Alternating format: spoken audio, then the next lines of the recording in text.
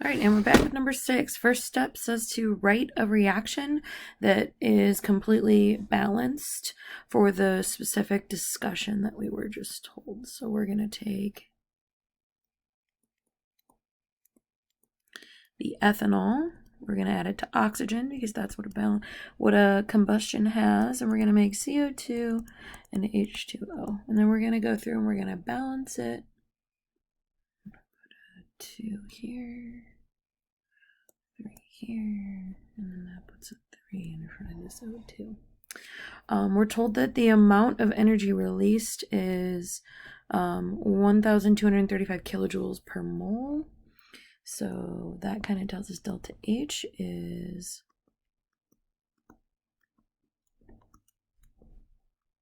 since it's released, it's going to be a negative number, 1,235. That's awkward looking. Kilojoules per mole. And then it says to draw an enthalpy diagram for the reaction. And I will remind you that we usually put reactants up here in an enthalpy diagram. So for us, we're going to put the C2H5OH and the 3O2 up here. And then we're going to put our products down here. If we go from our reactants to our products, the energy released, we were told, is negative 1, 3, 5 kilojoules per mole. Sorry, don't drop that. The products are going to be 2 CO2 plus 3 H2O. If we were going to then draw the reverse, remember that all that changes is the sign of delta H. That was all you had to do for this particular reaction. All right, number 7 gives us a reaction of magnesium and asks if it's exothermic or endothermic. Hold on a second real fast. I'm just going to reorient some things. I apologize for the weird jumps. Anyway, so we were given this reaction up here. We're told what the delta H is. Remember that delta H's are always in kilojoules per mole of substance. So for instance, since we have 2 moles of Mg, it would actually be per 2 moles of Mg, but they always go back and describe whatever we're discussing. Part A says, is this reaction exothermic or endothermic? Since the way it is written produces or releases heat, it is written as an exothermic reaction. Part B says, calculate the amount of heat transferred when 3.55 grams of Mg reacts at constant pressure. So we're going to start with what we're given. We're going to get from grams to moles. In order to do this, we need the molar mass of magnesium. Give me 1 second. I don't have a periodic table in front of me. How dare I?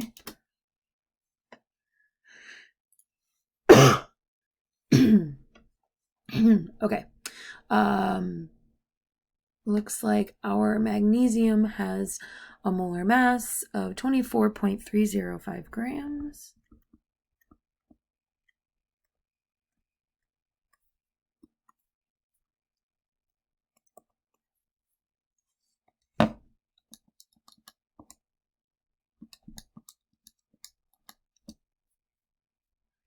Which gives us 0.146 moles of magnesium. From there, I want to calculate how much energy these moles of magnesium are going to provide. So we're going to multiply by the amount of energy in the moles. Remember, the 2 comes from our balanced equation up here.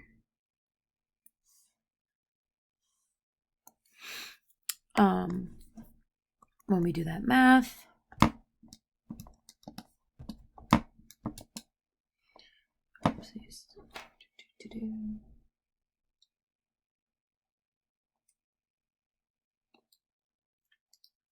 we get negative 87.93 kilojoules. So that's the answer to part B. For part C, it says how many grams of MgO are produced during an enthalpy change of negative 234 kilojoules. So we're going to start with our given information. We would assume that this is produced by MgO, but what we're going to do next is we're going to look at our equation. Looks like for every 2 moles of MgO, the -1204 kilojoules is going to be produced, or I'm sorry, released from that particular reaction. We're going to get that the negatives will cancel.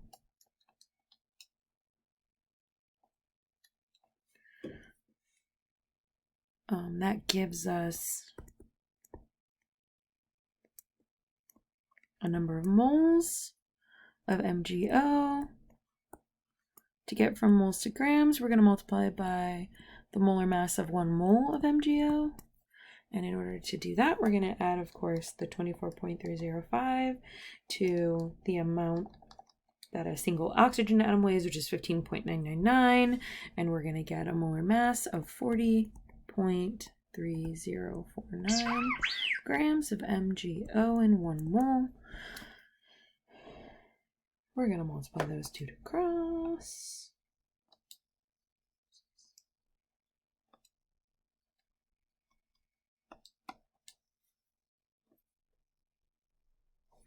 And we are left with 15.67 grams of MgO. So that's part C. Hold on a second. All right, for the very last question, one of the things we have to do is to realize that they're saying MgO is now being decomposed. In the original reaction, it was being synthesized. So it was a synthesis reaction. And now what they're asking about is the decomposition. So in part D, what we have to do is we have to flip the reaction around. And when we flip a reaction, what should we also be flipping? The sign of delta H.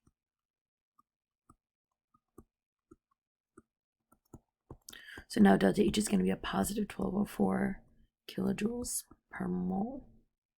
And what we're trying to calculate is how many kilojoules of heat are absorbed when 40.3 grams of MgO are absorbed, or I'm sorry, are being decomposed. We're going to go from grams using the molar mass of MgO on the bottom to moles. Then we're going to go from the moles of MgO that are present in a positive 1204 kilojoules. Right? We're going to cancel out the stuff. It cancels. We're going to multiply it across. We're going to divide by what's on the bottom.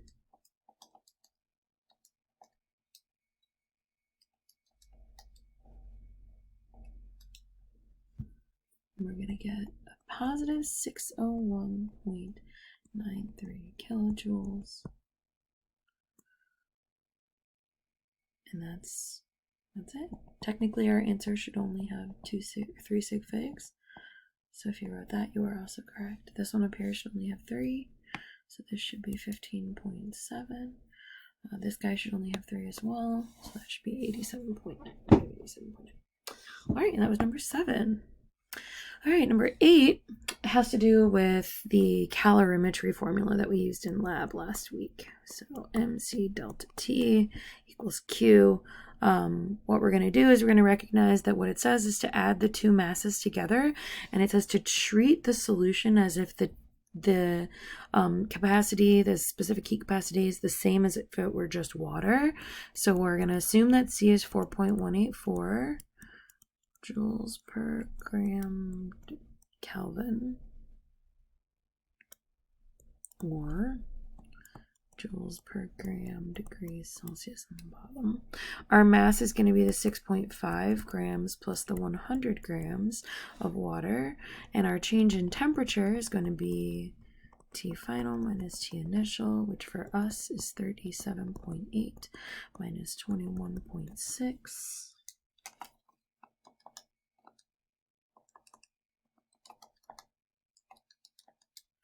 Which gets you 16.2 degrees Celsius. Remember that 1 degree Celsius is equal to 1 Kelvin. So we don't necessarily need to change the unit here. We just need to know that 16.2 degrees Celsius is identical to saying 16.2 Kelvin. All right, so then we're going to set up our problem.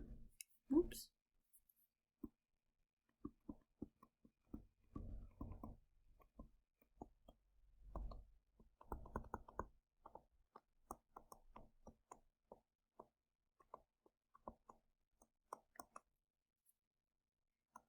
One of the things I do want to point out here is how the units are going to cancel and leave behind just joules. So this gram, when it gets multiplied by this, the gram on the bottom of the fraction and on the numerator are going to get canceled out. Same here, we get a denominator delta C and a numerator delta C. Those cancel, and we're left behind with just the energy in joules, which is exactly what we're going for as far as heat is concerned.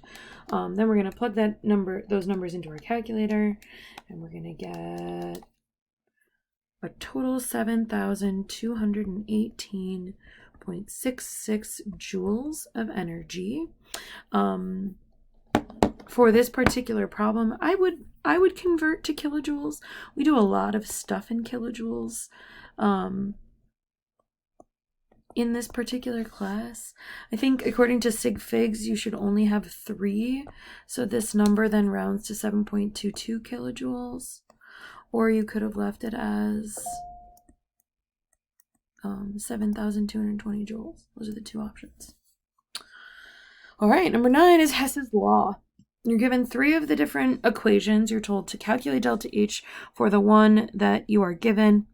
In order to do this problem, remember you can flip reactions when we flip.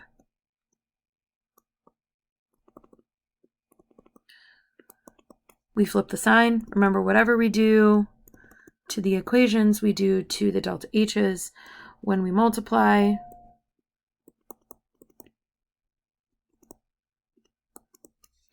we multiply the delta H as well. Okay. Same thing if we were dividing, or and so on and so on and so forth. Okay.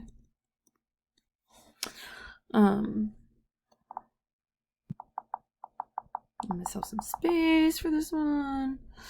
All right, so here's our first reaction. H2 plus F2 makes 2HF. And I'm going to look in my final reaction and see, looks like I'm looking for 4HF. And this reaction is the only one that has HF. So the first thing I'm going to do, since I see this 4 in the final reaction, is I'm going to multiply that first reaction by 2. And I'm going to label them just like we do in class. Reaction 1 times 2. So I'm just going to rewrite it with the 2's in front, or multiplying all of the coefficients in this reaction by 2.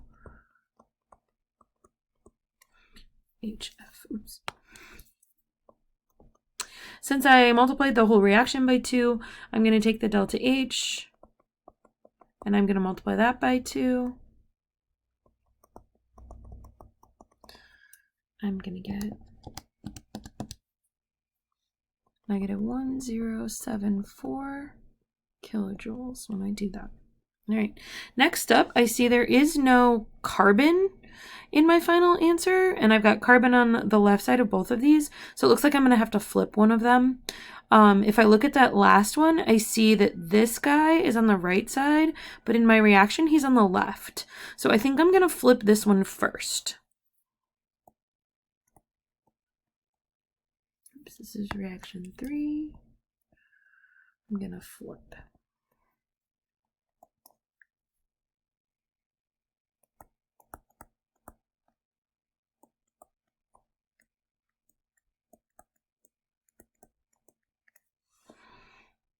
Okay. And when I do that, I'm going to get my delta H to equal a negative 52.3 kilojoules. All I do is flip the sign. Don't forget to do whatever you do to your delta H to your equation. All right, let's see what's next. Next thing I see is that in equation 2, I've got CF4 on the right. I should have CF4 on the right, but what I should also have is, looks like 2 CF4s, and I only have 1 in this reaction. So I'm going to go ahead and I'm going to multiply reaction 2 times 2. I'm not going to change its orientation. I'm just going to multiply the reaction.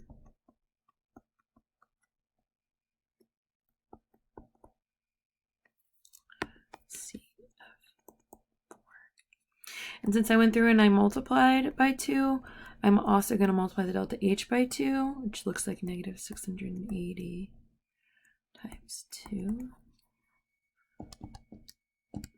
And yes, I have to do simple numbers in my calculator. You will always have your calculator on a test or a quiz in my class. use it to your advantage. All right, so those are my 3 reactions. All right, since I can't really spot anything else I need to do, I'm gonna go ahead and I'm gonna add these together and I'm gonna see if they result in my goal. This is my goal, right?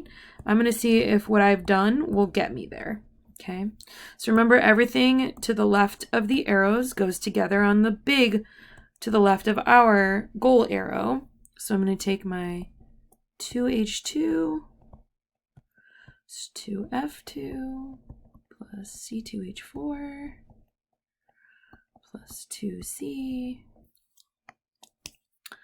plus 4F4. And that's going to make 4HF plus 2C plus 2H2 plus 2CF4. All right.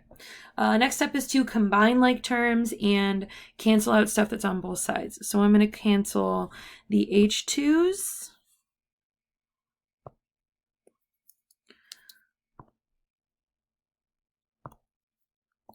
Right, because they were identical. I'm going to cancel the carbons because they were identical. I'm going to combine the fluorines.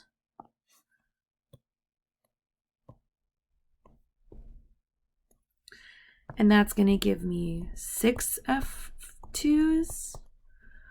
And then I'm going to just rewrite what I have left, because I think this is our goal. Looks like it matches to me. From there, for the delta H's, since all I did was add all of them together, I didn't do anything else, right? I didn't have to simplify any of the numbers or anything. If there was a 2 in front, maybe I could go through and divide everything by 2. But since I didn't have to do that, all I have to do is add the delta H's together. It looks like my overall delta H is going to be a big negative number. Just give me 1 second to put that in the calculator. Looks like I'm going to get a negative 2,486.3 kilojoules. And that's my final answer, because that was what I was going for. All right. Go ahead and set up number 10. All right, for this particular problem, we're going to do A, and I went ahead and I grabbed the values from a delta H of formation standard table of values. Remember that this is the thing you find in your appendix of your book. These values are all state specific as well, so I did go through and I found the calcium oxide solid, the hydrochloric acid gas, the calcium chloride solid, and the H2O gas values. So just make sure you remember that the gas does, or the state of matter does matter in these reactions. All right, in order to calculate this, we're going to do delta H is going to be equal H of the products minus H of the reactants. And remember that when we do this, the balanced coefficients do come into play. So we will be multiplying those into our equations. So the first thing is going to be H of our products. I'm going to go ahead and I'm going to calculate that separate from H of our reactants, and then I'll come back and I'll bring them all together. So our products are going to be CaCl2 and H2O. So I'm just going to go ahead and straight add those two together.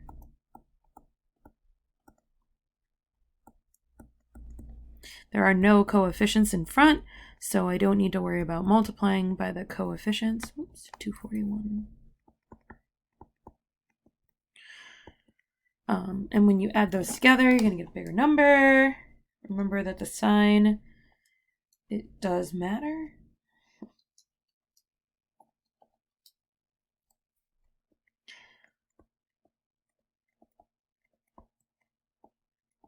These values are, of course, in kilojoules per mole, so just do remember that that's the unit. So when we're done, we'll know that that's our total unit. Our reactants, since there are 2 of the hydrochloric acid, we are going to end up using that to multiply through. I'm going to take the calcium oxide. I'm going to do 2 times the negative 92.3. Add those two together.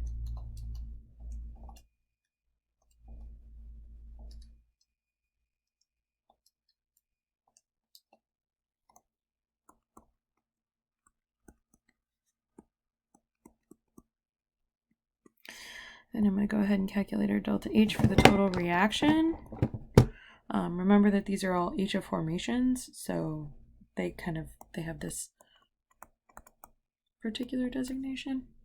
For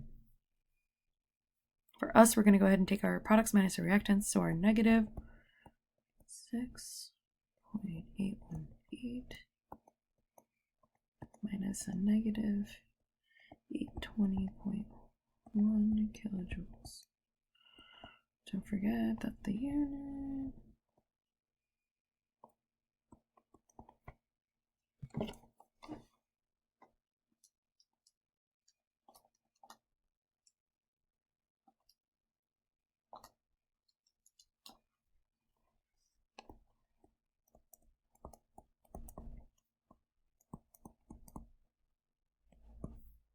and that's the answer I got for A. All right, I'm going to let you do B, C, and D on your own because that one's kind of repetitive. All right, I've gone through and I've actually added a couple of pieces of information you would have needed to find on your own, and that is how many kilojoules there are per gram of the fat, the carbohydrate, and proteins you're given in this problem. And then I went through and I actually divided. So a single pound weighs 453.592 grams. In order to figure out how much fat, carbs, and protein there are in the smaller size serving, you would have had to go through and you would have had to calculate what the percentages are for each of the different macromolecules. So I used the numbers that we were given in the table. I used the numbers we were given: 96 grams of fat, 320 grams of carbs, and 21 grams of protein for a pound, calculated them in percentages by just taking each of those numbers, dividing by the 453, multiplying by 100. And then I went through and I converted those percentages back to the smaller size. So I scaled the percentages down and I got these values for fat, carb, and proteins. Now we're going to use these values to calculate our pieces of information. And in order to do these particular numbers, what we're going to need is we're going to need to know how many kilojoules there are per gram of each of the different macromolecules. This is from a table in your book on page 195 in the newer book. In the older book, I'm not sure. But just understand that I got this from page 195, and that is how I've assembled all of my information prior to doing the problem. All right, so I'm going to go through and I'm going to convert each of my different masses of each of the different molecules into kilojoules by just multiplying straight across the amount of grams that I've got of fat times the 38 kilojoules per gram that is provided for a molecule of fat, and then same for carbs and proteins, and that's how I'm going to start part A. Then I'm just going to add them all together because all of them are considered part of the fuel value of the overall serving of 1.5 ounces. So I'm going to start with the 8.88, was it 7 grams of fat. Multiplying across, I'm going to get 38 kilojoules per gram of fat.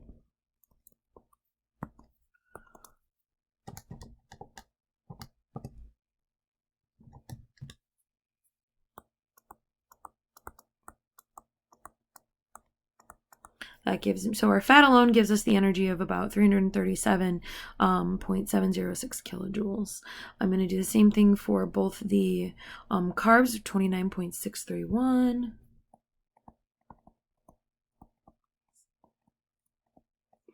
And I'm going to do the same thing for the 1.9446 grams of protein.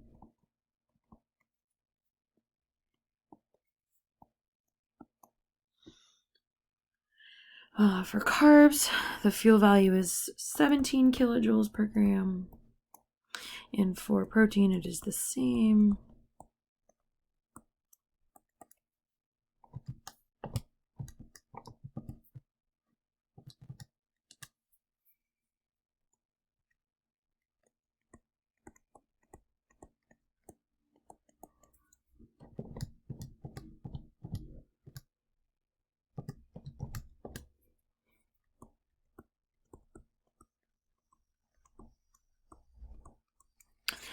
Total fuel value, we're going to add them together and we're going to get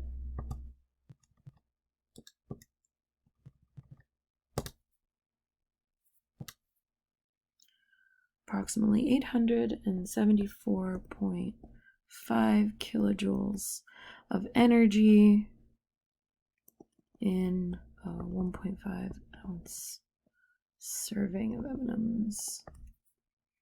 The next part says how many calories does it provide.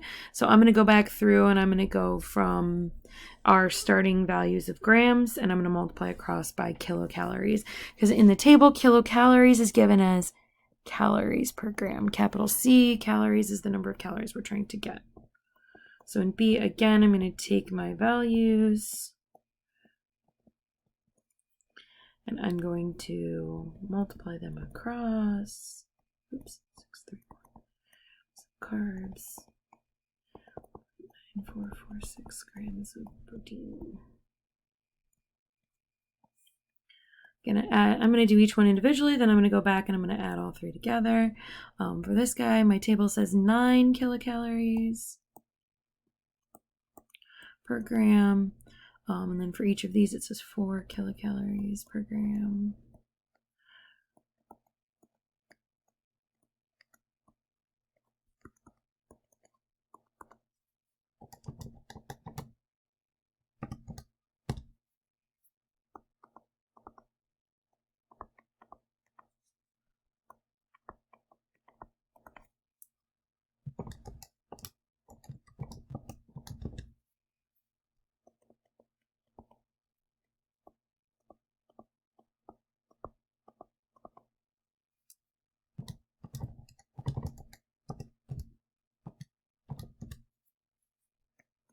I get 7.784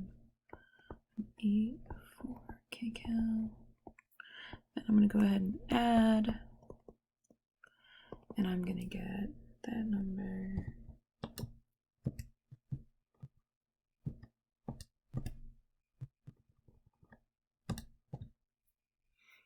Total of 206.28 kilocalories, also known as the number of calories in 1.5 ounce serving of plain M&Ms. You can check that by getting on the internet and seeing if that's true. All right, that concludes this problem set. I know this video is long, but you also do have access to all of the work from this video and the previous video. If you are interested, all you need to do is go into our content library and go down to homework to check everything. Okay, and I can promise you this will be on the test over the chapters 4 through 6. All right, have a good afternoon.